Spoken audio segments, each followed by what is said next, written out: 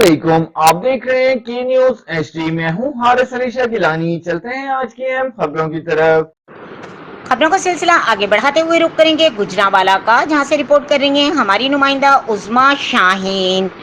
Flyover के दोनों तरफ से ख्याली बाईपास गुजरांवाला रोड अरसा दराज से टूट फूट का शिकार है। रोड पर ट्रैफिक की आमदोरफ्त के बाइस धूल मिट्टी की वजह से इर्द गिर्द के रिहायशी सांस की बीमारियों में मुब्तला होने लगे।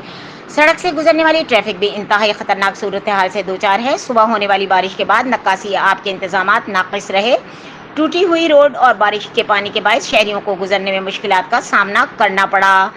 सुबह हुई बारिश के बाद टूटी हुई रोड पर मौजूद बारिश पानी की वजह से मोटरसाइकिल सवार रक्षा ड्राइवर्स और दीगर हैवी व्हीकल्स को गुजरने में शदीद परेशानी का सामना रहा। बारिश के बाद टूटी हुई रोड पर तालाब का मंजर पेश करने लगी, जबकि इंतजामिया बारिश के पानी की निकासी के लिए कोई इक़दामात नहीं करती।